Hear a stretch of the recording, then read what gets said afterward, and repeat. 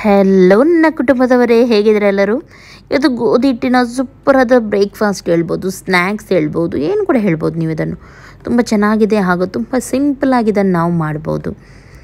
Okay, ನನ್ನ recipe ಯಾರಿಗೆಲ್ಲ ಇಷ್ಟ ನೋಡಿ ಅವರು ಪ್ಲೀಸ್ ಲೈಕ್ ಮಾಡಿ. ಇವಾಗ ನಾನಿಲ್ಲಿ ಗೋಧಿ ಹಿಟ್ಟು ತೊಗೊಂಡಿದ್ದೀನಿ. ನಾನಿಲ್ಲಿ 2.5 ಕಪ್ ಆಗುವಷ್ಟು ಗೋಧಿ ಹಿಟ್ಟನ್ನು ಹಾಕ್ತಾಯಿದ್ದೀನಿ. ನೀವು ಬೇಕಿದ್ರೆ ಸ್ವಲ್ಪ ಜಾಸ್ತಿ, ನಿಮ್ಮ ಮನೇಲಿ ಜಾಸ್ತಿ ಜನ ಇದ್ದಾರೆ ಆದರೆ ಜಾಸ್ತಿ ಹಾಕ್ಬೋದು, ಕಮ್ಮಿ ಜನ ಇದ್ದಾರಾದರೆ 1-2 ಕಪ್ ಕೂಡ ಸಾಕು. ಓಕೆ, ಇವಾಗ ಇದಕ್ಕೆ ಉಪ್ಪನ್ನು ಸೇರಿಸೋಣ, ರುಚಿಗೆ ತಕ್ಕಷ್ಟು ಉಪ್ಪು. ಆಮೇಲೆ ನಾನಿಲ್ಲಿ 2 ಟೇಬಲ್ ಸ್ಪೂನಷ್ಟು ಆಯಿಲನ್ನು ಹಾಕಿದ್ದೀನಿ. ಆಯಿಲ್, ತುಪ್ಪ, ಬಟರ್ ಯಾವುದು ಕೂಡ ಯೂಸ್ ಮಾಡ್ಬೋದು. ಚೆನ್ನಾಗಿದನ್ನು ಈ ರೀತಿ ಮಿಕ್ಸ್ ಮಾಡಿ. ಆಮೇಲೆ ಸ್ವಲ್ಪನೇ ನೀರು ಹಾಕಿ, ಚಪಾತಿಗೆ ಯಾವ ರೀತಿ ಹಿಟ್ಟು ಕಲಿಸ್ತೀವಿ ಅದೇ ರೀತಿ ಕಲಿಸ್ಲಿಕ್ಕೆ ಇದೆ, ಏನೂ ಇದಿಲ್ಲ. ಆದರೆ ಸ್ವಲ್ಪ ಗಟ್ಟಿಯಾಗಿ ಕಲಸಿ, ತುಂಬ ಸ್ಮೂತ್ ಬೇಡ.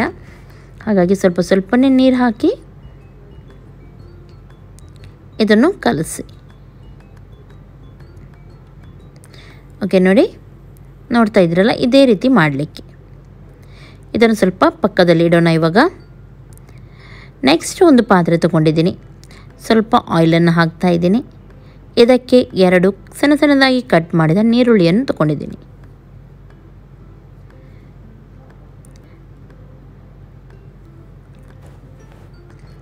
ಚೆನ್ನಾಗಿದನ್ನು ಮಿಕ್ಸ್ ಮಾಡಿ, ಸ್ವಲ್ಪ ಫ್ರೈ ಆಗಲಿ ಇದು. ನೀರುಳ್ಳಿ ಬೇಕಿದ್ದರೂ ಜಾಸ್ತಿ ಕೂಡ ನೀವು ತೊಗೊಳ್ಬೋದು. ಆಮೇಲೆ ಇದಕ್ಕೆ ನಾನು 1 ಕಪ್ಪಷ್ಟು ಕ್ಯಾರೆಟನ್ನು ಹಾಕಿದ್ದೀನಿ, ಸಣ್ಣದಾಗಿ ಕಟ್ ಮಾಡಿದ್ದೀನಿ. ಆಮೇಲೆ 1/4 ಕಪ್ಪಷ್ಟು ಬಟಾಣಿ, ಹಸಿ ಬಟಾಣಿ ನಾನಿಲ್ಲಿ ಯೂಸ್ ಮಾಡಿದ್ದೀನಿ. ಬೇಕಿದ್ದರೆ ಜಿಂಜರ್ ಗಾರ್ಲಿಕ್ ಪೇಸ್ಟ್ ಕೂಡ ನೀವು ಇದಕ್ಕೆ ಹಾಕ್ಬೋದು, ಚೆನ್ನಾಗಾಗುತ್ತೆ. ಆಮೇಲೆ ರುಚಿಗೆ ತಕ್ಕಷ್ಟು ಉಪ್ಪು.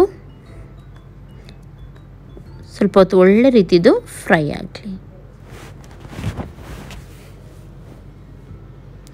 ಓಕೆ, ಖಂಡಿತವಾಗ್ಲೂ ಇದನ್ನು ನೀವು ಮನೆಯಲ್ಲಿ ಟ್ರೈ ಮಾಡಿ. ಸೇಮ್ ಯಾವಾಗಲೂ ತಿಂದು ಬೇಜಾರಾಗಿದೆ ಆದರೆ ಇದನ್ನು ನೀವು ತಿಂದು ನೋಡಿ, ಖಂಡಿತ ಎಲ್ಲರ ಮನೆಯಲ್ಲಿ ಇಷ್ಟಪಡ್ತಾರೆ. ಓಕೆ, ಇವಾಗ ನೋಡಿ ಇದು ಒಳ್ಳೆ ರೀತಿ ಫ್ರೈ ಆಗಿದೆ. ಇವಾಗ ಇದಕ್ಕೆ ನಾನು ಸ್ವಲ್ಪ ಅರಶಿನ, ಗರಂ ಮಸಾಲ, ಚಿಲ್ಲಿ ಪೌಡರ್ ಇಷ್ಟನ್ನು ಹಾಕ್ತಾಯಿದ್ದೀನಿ. ಖಾರ ಜಾಸ್ತಿ ಬೇಕಿದ್ರೆ ಜಾಸ್ತಿ ಹಾಕ್ಬೋದು. ಜೀರಾ ಪೌಡರ್, ಕೊತ್ತಂಬರಿ ಪೌಡರ್ ಯಾವುದು ಬೇಕಿದ್ರೂ ನೀವು ಇದಕ್ಕೆ ಆ್ಯಡ್ ಮಾಡ್ಬೋದು. ಓಕೆ, ಇದನ್ನು ಇವಾಗ ಚೆನ್ನಾಗಿ ಫ್ರೈ ಮಾಡಿದ್ರೊಟ್ಟಿಗೆ ಮಸಾಲೆ ಎಲ್ಲ ಕರೆಕ್ಟಾಗಿ ಇಳ್ಕೊಳ್ಳಿ. ಉಪ್ಪೆಲ್ಲ ಕರೆಕ್ಟಾಗಿದೆಯಾ ನೋಡಿ, ಇಲ್ಲದಿದ್ದರೆ ಇವಾಗಲೇ ಇದಕ್ಕೆ ಹಾಕಿಬಿಡಿ. ಓಕೆ, ಲಾಸ್ಟಿಗೆ ಇದಕ್ಕೆ ನಾನು ಕೊತ್ತಂಬರಿ ಸೊಪ್ಪನ್ನು ಹಾಕ್ತಾಯಿದ್ದೀನಿ. ಹಾಗೂ ಕೊತ್ತಂಬರಿ ಸೊಪ್ಪು ಹಾಕಿ ಗ್ಯಾಸನ್ನು ಆಫ್ ಮಾಡಿದರೆ ಆಯಿತು. ಇದು ಇವಾಗ ಸ್ವಲ್ಪ ತಣ್ಣಗಾಗಲಿಕ್ಕುಂಟು. ತಣ್ಣಗಾದಮೇಲೆ ನಾವು ರೆಡಿ ಮಾಡೋಣಲ್ಲ. ಓಕೆ, ಕೈಗೆ ಸ್ವಲ್ಪ ಎಣ್ಣೆಯನ್ನು ಹಾಕಿ ನಾನು ಗೋಧಿ ಕಲಸಿಟ್ಟಿದ್ದೆ ನೋಡಿ, ಗೋಧಿ ಹಿಟ್ಟು, ಅದನ್ನು ಇವಾಗ ಇನ್ನೊಮ್ಮೆ ಎಣ್ಣೆ ಹಾಕಿ ನೋಡಿ ಈ ರೀತಿ ಕಲಿಸ್ತಾ ಇದ್ದೀನಿ. ಇದರಿಂದ ತುಂಬ ಸ್ಮೂತಾಗಿ ಬರುತ್ತೆ ಇದು. ಓಕೆ, ಇವಾಗ ಇದನ್ನು ನಾನು ಸಣ್ಣ ಉಂಡೆಯಾಗಿ ತೊಗೊಳ್ತಾ ಇದ್ದೀನಿ. ನಾನಿದನ್ನು 3 ಉಂಡೆಯಾಗಿ ತೊಗೊಂಡಿದ್ದೀನಿ, ಅಂದರೆ ಚಪಾತಿಗಿಂತ ದೊಡ್ಡ ಉಂಡೆನೇ ತೊಗೊಂಡಿದ್ದೀನಿ ಇಲ್ಲಿ ನಾನು, ನೋಡ್ಬೋದು ನೀವು. ಓಕೆ, ಕರೆಕ್ಟಾಗಿ ಇದನ್ನು ರೌಂಡ್ ಮಾಡಿ ಈ ರೀತಿ ನೋಡಿ, ಚಪಾತಿಗೆ ಯಾವ ರೀತಿ ನಾವು ಲಾಡ್ತೀವಿ ನೋಡಿ ಅದೇ ರೀತಿ ಒಣ ಹಿಟ್ಟು ಹಾಕಿ ಎಷ್ಟಾಗುತ್ತೆ ಅಷ್ಟು ದೊಡ್ಡದಾಗಿ ಇದನ್ನು ನೀವು ಮಾಡಬೇಕು. ನೋಡಿ ಈ ರೀತಿ ಸ್ವಲ್ಪ ಒಣ ಹಿಟ್ಟು ಹಾಕಿ ನೀವು ಇದನ್ನು ಲಾಟಬೇಕಾಗುತ್ತೆ.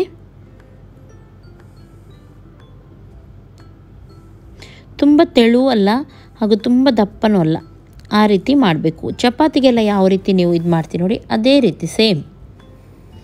ಓಕೆ, ನೋಡಿ ನಾನಿವಾಗ ದೊಡ್ಡದು ಮಾಡಿ ಒಂದು ಮುಚ್ಚಳ ಈ ಸೈಜಲ್ಲಿ, ಪೂರಿ ಸೈಜ್ ಅಂತ ಹೇಳ್ತೀವಿ ನೋಡಿ, ಅದರಲ್ಲಿ ನೋಡಿ ಈ ರೀತಿ ಕಟ್ ಮಾಡ್ತಾ ಇದ್ದೀನಿ.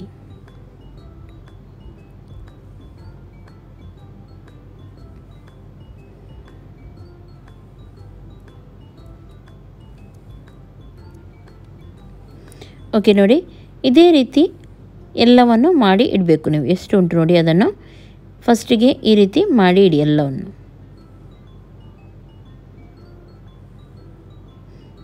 ನೋಡಿ ಈ ರೀತಿ ಈ ಸೈಜಲ್ಲಿ ಬಂದರೆ ಸಾಕು. ಇಲ್ದಿದ್ರೆ ಇದಕ್ಕಿಂತ ದೊಡ್ಡ ಸೈಜ್ ಬೇಕಿದ್ರೂ ನೀವು ಮಾಡ್ಬೋದು, ಏನಾಗೋದಿಲ್ಲ. ಓಕೆ, ನಾನು ನೋಡಿ ಎಲ್ಲವನ್ನು ಮಾಡಿ ಇಟ್ಟಿದ್ದೀನಿ. ಇವಾಗ ನಾನು ತೋರಿಸ್ತೀನಿ ನೆಕ್ಸ್ಟ್ ಏನು ಮಾಡಬೇಕಂತ ಹೇಳಿ. ಇಲ್ಲಿ ಒಂದು ಇದನ್ನು ತಗೊಳ್ಳಿ, ಹಿಟ್ಟನ್ನು ತಗೊಂಡು ಸ್ವಲ್ಪ ಸೈಡಿಗೆ ನೋಡಿ, ಇದರ ಎಂಡಿಗೆ ಈ ರೀತಿ ನೀರಿನಿಂದ ಹೀಗೆ ಮಾಡಿ, ನೀರನ್ನು ಹಾಕಿ, ಆಮೇಲೆ ಒಳಗಡೆ ಈ ಮಿಕ್ಸರ್ ಹಾಕಿ, ಆಮೇಲೆ ಇನ್ನೊಂದು ಇದರಿಂದ ಇದನ್ನು ಕ್ಲೋಸ್ ಮಾಡಿ. ನೀರು ಹಾಕೋದ್ರಿಂದ ಕರೆಕ್ಟಾಗಿದು ಅಂಟುತ್ತೆ. ಕೇವಲ ನೀವು ನೀರು ಹಾಕದೆ ಹೀಗೇ ಮಾಡಲಿಕ್ಕೆ ಹೋದರೆ ಸರಿಯಾಗಿ ಅದು ಎಣ್ಣೆಲಿ ಬಿಡುವಾಗ ಬಿಚ್ಚಿ ಹೋಗುತ್ತೆ. ಹಾಗಾಗಿ ನೀರನ್ನು ಹಾಕಿ ನೀವು ಈ ರೀತಿ ಮಾಡಬೇಕು. ಆಮೇಲೆ ಬೇಕಿದ್ರೆ ನೋಡಿ ಈ ರೀತಿ ಪ್ರೆಸ್ ಮಾಡುವುದು. ಇದು ಡಿಸೈನಿಗೆ ಅಷ್ಟೇ, ಇದರಲ್ಲಿ ಏನಿದಿಲ್ಲ. ಬೇಕಿದ್ರೆ ಮಾತ್ರ ನೀವು ಇದನ್ನು ಮಾಡ್ಬೋದು, ಇಲ್ದಿದ್ರೆ ಮಾಡದಿದ್ದರೂ ಏನು ಪರವಾಗಿಲ್ಲ. ಓಕೆ, ನೋಡಿದ್ರಲ್ಲ ಈ ರೀತಿ ಬರಬೇಕು. ಇದೇ ರೀತಿ ನೀವು ಎಲ್ಲವನ್ನು ಮಾಡಬೇಕು. ನೋಡಿ, ಫಸ್ಟಿಗೆ ನೀರನ್ನು ನೀವು ಸವರಬೇಕು ಈ ರೀತಿ. ಆಮೇಲೆ ಮಿಡ್ಲಲ್ಲಿ ಮಿಕ್ಸರ್ ಹಾಕಿ ನೋಡಿ, ಇದನ್ನು ಕ್ಲೋಸ್ ಮಾಡಿ ಈ ರೀತಿ ಕರೆಕ್ಟಾಗಿ ಇದನ್ನು ಅಂಟಿಸಬೇಕು ನೀವು. ನೋಡಿ ಈ ರೀತಿ ಒತ್ತಿ ಹಾಕಿ ಕರೆಕ್ಟಾಗಿ ಪ್ರೆಸ್ ಮಾಡಿ. ಇದೇ ರೀತಿ ನೋಡಿ ಎಲ್ಲವನ್ನು ಮಾಡಿದರೆ ಆಯಿತು. ಆಮೇಲೆ ಒಟ್ಟಿಗೆ ಆಯಿಲಲ್ಲಿ ಬಿಟ್ಟರೆ ಆಯಿತು. ಅಷ್ಟೇ ಮಾಡಲಿಕ್ಕಿರೋದು. ಚೆನ್ನಾಗಿ ಬಿಸಿ ಆಗಬೇಕು ಎಣ್ಣೆ. ಆಮೇಲೆ ಒಂದೊಂದಾಗಿ ಬಿಡ್ತಾ ಹೋಗಿ ನೋಡಿ, ಸ್ವಲ್ಪ ನೀವು ಪ್ರೆಸ್ ಮಾಡಬೇಕು, ಆವಾಗ ಉಬ್ಬಿ ಚೆನ್ನಾಗಿ ಬರುತ್ತೆ. ಇಲ್ಲದಿದ್ದರೆ ಮೇಲೆ ಎಣ್ಣೆ ಕೂಡ ಹಾಕಿದರೆ ಆಗುತ್ತೆ. ಒಂದು ಹಾಕಿದ ತಕ್ಷಣ ನೋಡಿ ಈ ರೀತಿ ಪ್ರೆಸ್ ಮಾಡಿ ಇಟ್ಟರೆ ಆಯಿತು. ನೋಡಿ ಈ ರೀತಿ, ಆವಾಗ ಉಬ್ಬಿ ಚೆನ್ನಾಗಿ ಬರುತ್ತೆ.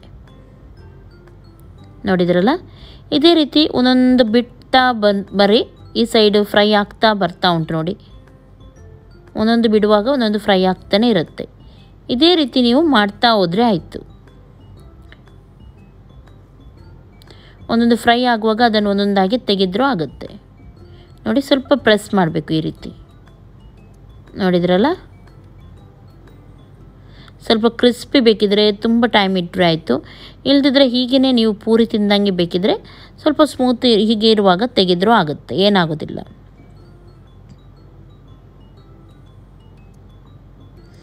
ಓಕೆ, ನೋಡಿ ಇದೇ ರೀತಿ ಫ್ರೈ ಮಾಡ್ತಾನೆ ಹೋಗಿ. ಎರಡು ಸೈಡ್ ಕೂಡ ಚೆನ್ನಾಗಿ ಕಲರ್ ಚೇಂಜ್ ಆಗಲಿ.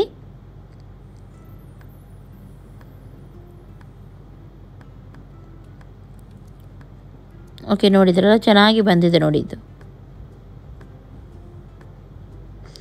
ಎಷ್ಟು ಸಿಂಪಲ್ ಉಂಟು. ನೋಡಿದ್ರಲ್ಲ ನೀವು, ಖಂಡಿತ ನಿಮಗೆ ಇಷ್ಟ ಆಗುತ್ತೆ. ಇದು ಮನೇಲಿ ಎಲ್ಲರಿಗೂ ಮಾಡಿಕೊಡಿ, ಖಂಡಿತ ಇಷ್ಟಪಟ್ಟು ತಿಂತಾರೆ.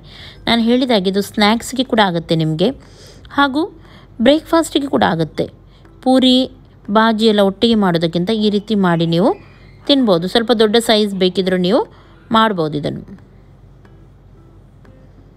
ಓಕೆ, ಇವಾಗ ಎರಡು ಸೈಡ್ ಕೂಡ ಚೆನ್ನಾಗಿ ಫ್ರೈ ಆಗಿದೆ. ಇದು ಕೆಂಪಾಗಿದೆ ನೋಡ್ಬೋದು. ಇವಾಗ ನಾನು ಇದನ್ನು ತೆಗಿತೀನಿ. ಚೂರು ಕೂಡ ಎಣ್ಣೆ ಎಳ್ಕೊಳ್ಳೋದಿಲ್ಲ, ಇದು ಬೇಗನೆ ಡ್ರೈ ಆಗುತ್ತೆ. ಇದೇ ರೀತಿ ನೀವು ಎಲ್ಲವನ್ನು ಮಾಡಿ ತೆಗೆದರೆ ಆಯಿತು. ಚಪಾತಿಗೆ ಯಾವಾಗಲೂ ಹಿಟ್ಟು ಉಳಿಯುತ್ತೆ ನೋಡಿ, ಚಪಾತಿ ಮಾಡಿ ಆವಾಗ ಕೂಡ ನೀವು ಇದನ್ನು ಈ ರೀತಿ ಮಾಡ್ಬೋದು. ನೋಡಿ, ಓಪನ್ ಮಾಡಿ ತೋರಿಸ್ತೀನಿ. ನೋಡಿ ಎಷ್ಟು ಚೆನ್ನಾಗಿದೆ. ನೋಡಿ, ತಿನ್ನಲಿಕ್ಕೆ ತುಂಬ ಚೆನ್ನಾಗಿರುತ್ತೆ, ಸ್ಮೂತಾಗಿ. ಖಂಡಿತ ಇಷ್ಟಪಡ್ತೀರಾ. ಒಳಗಡೆ ಮಸಾಲ ಉಂಟು ನೋಡಿ, ತುಂಬ ಚೆನ್ನಾಗಿರುತ್ತೆ ತಿನ್ನಲಿಕ್ಕೆ ಅದು. ಓಕೆ, ಇದೇ ರೀತಿ ನಾನಿವಾಗ ಇನ್ನು ಉಳಿದದೆಲ್ಲವನ್ನು ಬಿಟ್ಟು ಮಾಡ್ತಾಯಿದ್ದೀನಿ. ನೀವು ಕೂಡ ಮನೆಯಲ್ಲಿ ಖಂಡಿತ ಇವಾಗ ಇದನ್ನು ಟ್ರೈ ಮಾಡಿ ನೋಡಿ. ಆಮೇಲೆ ನನಗೆ ಹೇಳಿ ಯಾವ ರೀತಿ ಆಗಿತ್ತಂತ ಕಮೆಂಟಲ್ಲಿ. ಓಕೆ, ಯಾರು ನನ್ನ ಚಾನಲ್ಗೆ ಇನ್ನೂ ಕೂಡ ಸಬ್ಸ್ಕ್ರೈಬ್ ಮಾಡಲಿಲ್ಲ ನೋಡಿ, ಅವರು ಇವಾಗಲೇ ಸಬ್ಸ್ಕ್ರೈಬ್ ಮಾಡಿ. ಡೈಲಿ ವೀಡಿಯೋಸ್ ಹಾಕ್ತಾ ಇರ್ತೀನಿ. ಒಂದು ಅಥವಾ ಒಂದು ನಿಮಗೆ ಖಂಡಿತವಾಗಲೂ ಯೂಸ್ ಆಗುತ್ತೆ. ಹಾಗಾಗಿ ಸಬ್ಸ್ಕ್ರೈಬ್ ಮಾಡಿಡಿ.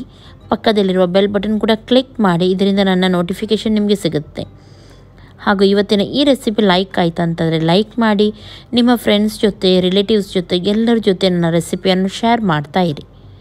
ನಾಳೆ ಸಿಗ್ತೀನಿ ಒಳ್ಳೆಯ ಒಂದು ರೆಸಿಪಿಯೊಂದಿಗೆ. ಅಷ್ಟರವರೆಗೂ ಎಲ್ಲರಿಗೂ ಟೇಕ್ ಕೇರ್. ಬಾಯ್ ಬಾಯ್.